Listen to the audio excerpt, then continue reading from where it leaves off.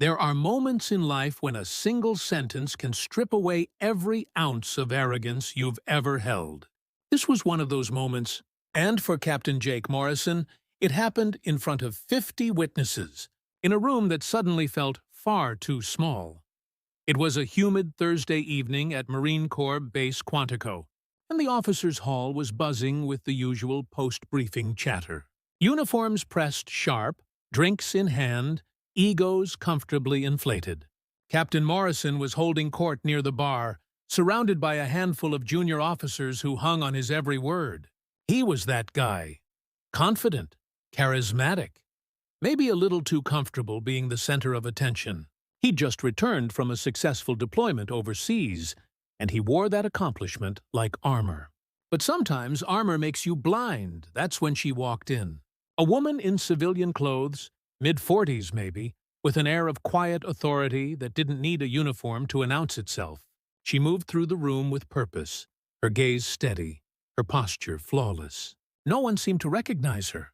Morrison noticed her immediately, not because he knew who she was, but because he didn't. And that, to him, was an invitation. He nudged the lieutenant next to him, grinned, and made his move. "Excuse me, ma'am," he called out, loud enough for half the room to hear. His tone was playful, dripping with condescension. "You look a little lost. Can I help you find the dependents' lounge?" A few chuckles rippled through his audience.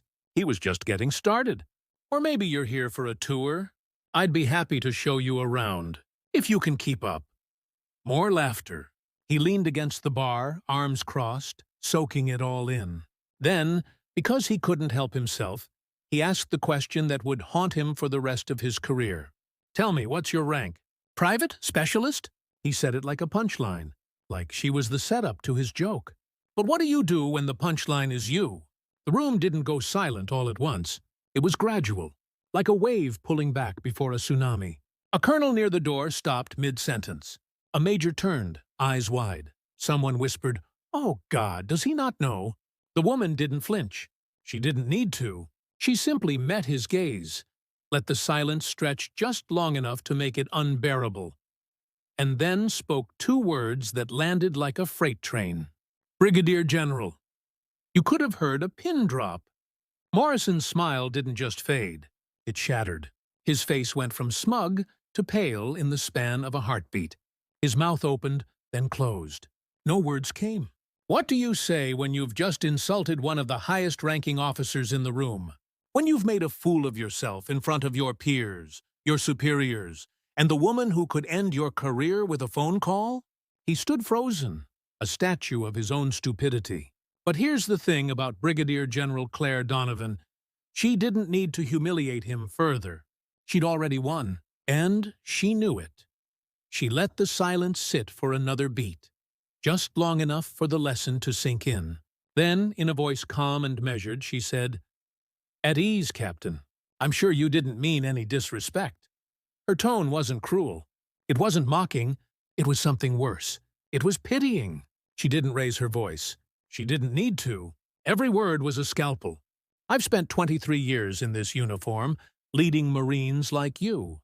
I've been shot at in Fallujah. I've lost soldiers under my command.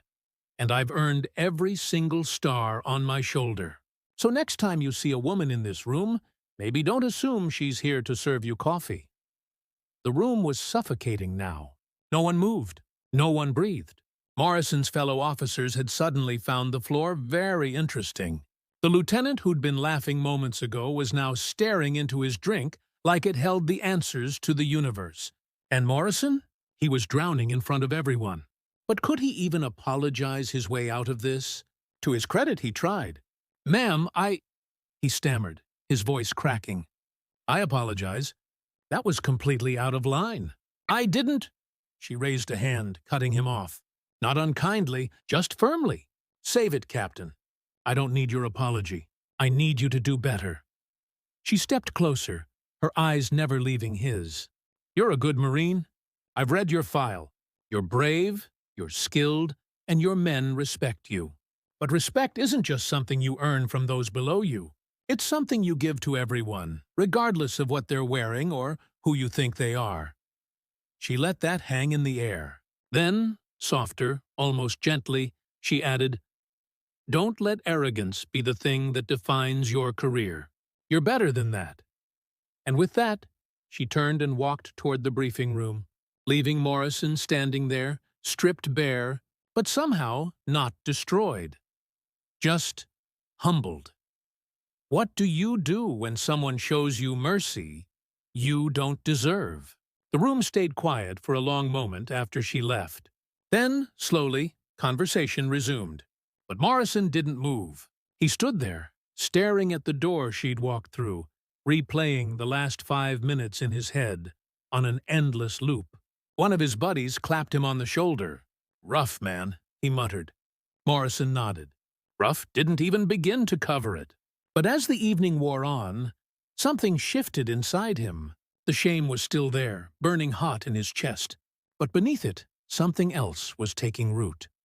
Respect. Real respect. Not the surface-level kind you give because someone outranks you, but the deep, bone-level kind you give because someone just taught you what leadership actually looks like. And maybe, just maybe, that was the point all along. 2 weeks later, Morrison requested a transfer to a training command. He started mentoring younger Marines, teaching them not just tactics, but humility. He never forgot that night, and he never made that mistake again.